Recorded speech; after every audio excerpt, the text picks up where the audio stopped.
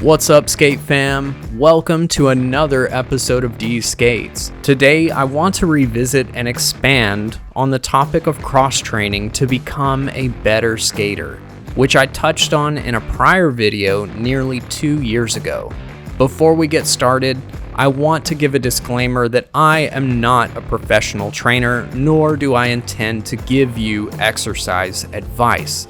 If you want to learn any of the exercises I talk about in this video, I highly recommend searching for a channel that specializes in teaching them. Or better yet, hire a professional personal trainer who can help you meet your goals optimally. Every one of us is unique and has different goals. Instead, I just want this video to serve as an open discussion on what I personally do for cross-training. So, if there are exercises you like and believe are beneficial to skaters, please share them in the comments section so we can all learn from each other. Also, I want to mention that Drew from City Blades and myself will be doing a live stream together at 11 a.m. US Central Time, Sunday, January 21st, where we will do an audience Q&A on this very topic and expand on things I'm not going to talk about here, like stretching. Drew released a video about cross-training last week, which I'll link in the description so that you can get even more input after you've finished watching this video. First off, one of my favorite cross-training exercises is skating.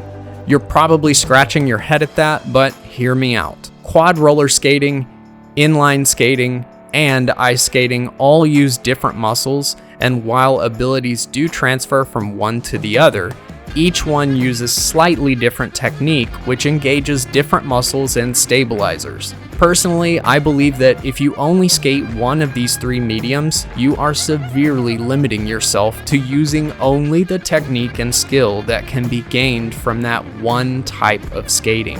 Even if you plan to only specialize in one type of skating, learning many disciplines will open you up to using and building muscles that you otherwise would not have, therefore increasing your balance and strength. I find that most of the best skaters I know are skilled in at least 2 disciplines or more, and think of themselves as skaters rather than thinking of themselves as a specific style. If you want to be better at skating, consider learning a discipline that you aren't currently familiar with. Each skate has specific technical demands it will place on the body. Inevitably, you will become better at your preferred medium of skating by learning others. Off skates though, I think of the muscle groups I use not only for technique, but also for injury prevention.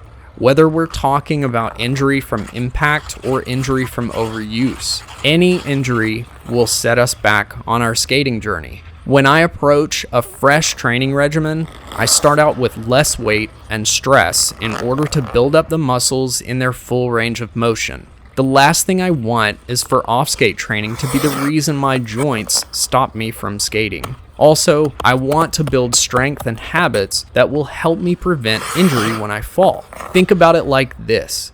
When someone falls on skates, what is the first thing they do?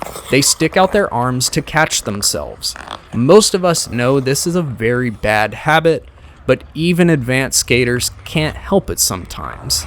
I know I do it personally. This is why push-up variations are at the top of my list when it comes to cross-training. Push-ups are usually just used as a chest building exercise. However, if done correctly, they build more than just the chest. First, they use and therefore strengthen the shoulders. When I do push-ups, I use an Olympic barbell setup. The reason is that Olympic barbells have a rotating center bar that will challenge the stabilizer muscles in the arms and wrists. Using different variations of push-ups will increase the strain placed on those stabilizers. My favorite variation of push-up is this one called the typewriter push-up. Before I was able to do the typewriter push-up, I practiced a simpler motion called the archer push-up. Both variations challenge the stability of my wrists, and because I do all of these slowly using my full range of motion, my muscles spend more time under tension, eventually creating more stability in this motion. This way, if I fall forward and happen to try to catch myself, I naturally engage my push-up technique and have the strength and habit to catch myself without injuring my wrists or shoulders, rather than locking up my arms in panic, which often causes broken wrists and injured shoulders. I also do dips with my back to the bar. This builds the tricep and gives me a similar range of strength should I fall backwards suddenly and try to catch myself there. Again, trying to catch yourself in these positions when falling should be strongly discouraged. We're only training for when it will inevitably happen by accident. Next, I like to focus on my back muscles. Posture is a very important part of skating. In order to have good posture, you need strong back muscles. I have a few exercises I do for this, which includes pull-ups.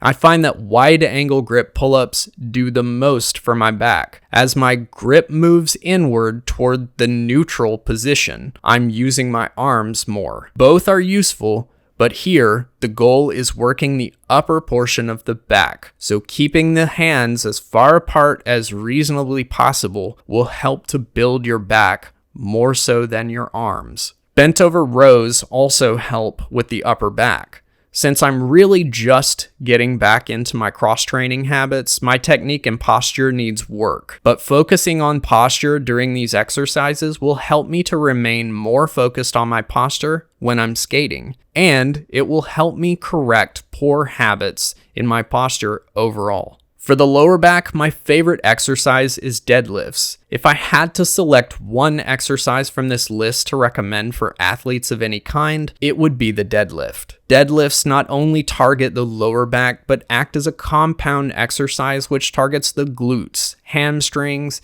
hips, core, and trapezius muscles. It basically acts to strengthen us from the knees all the way to the top of the neck. Eventually, the goal is to get myself back to full strength so I get back to doing a clean and jerk without the risk of injury. If not done correctly, you can seriously injure yourself with these types of compound exercises. Make sure to get professional help if you don't know how to do them properly. And of course, one of the most important muscle groups is the legs. While skating is a whole body exercise to some extent, the legs are what generates power for skaters. I tend to work on barbell squats the most because, again, it's a compound exercise, so it targets not only the legs but the muscles required to stabilize the weight you're holding. When I do this exercise, I tend to put small planks under the heels because this is recommended for building the knees while squatting. For more on that, I recommend checking out a channel called The Knees Over Toes Guy. I believe his channel is one of the best places that athletes can go to get advice on training for injury prevention and maintaining a strong range of motion. Back to my point, when I do squats, I try to tuck my butt to the heels, getting a full range of motion and ensuring that specifically my knees are using that full range. If you're new to squats, this is an exercise you can do without adding weight. Just make sure the full range of motion is used for best results. Another leg exercise I do is lunges. Lunges are important for leg strength and can help with balance.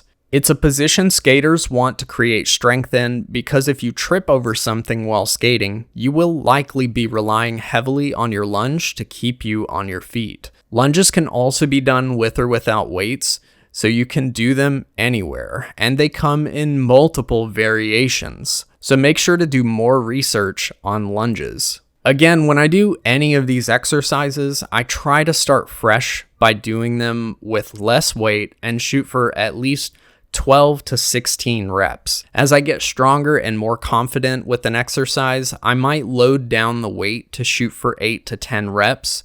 But as a general rule, if you're using less weight, you're building endurance. If you're using more weight, you're building strength. The science behind this can get really deep, and a lot of it is even conflicting, so I highly recommend diving into your own research and being very careful who you listen to when it comes to exercise. Finally, here are some exercises I'm working up to.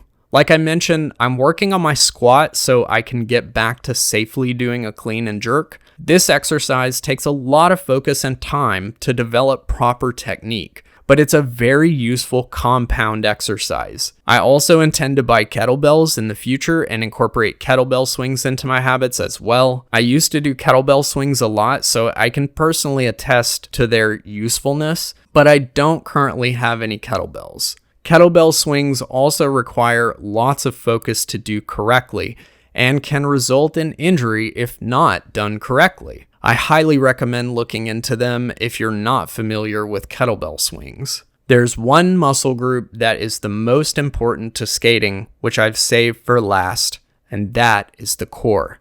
Skating demands a lot from the core, but this video is about my personal exercise philosophy, and early last year I suffered a tear in my left leg adductors and had to take a break from cross-training and skating for many months. In mid-2023, I took up figure skating and have been focused mainly on perfecting my technique in this new discipline. When I take on a new challenge, I try to add one thing at a time. Otherwise, I can get overwhelmed. So, since almost all the exercises I have mentioned earlier in this video utilize the core significantly, a specific core regimen is the final piece I intend to soon add to my habits. If you want to hear my thoughts on core training, subscribe to my channel and tune in for the next episode of Deez Skates, where I will revisit this topic with Drew from City Blades. Again, we'll be doing a live stream next weekend, Sunday, January 21st at 11 a.m. US Central Time. I hope you can join us. Don't forget to leave me a comment below telling me what exercises you do that help you with skating, and I will see you the next time I lace up.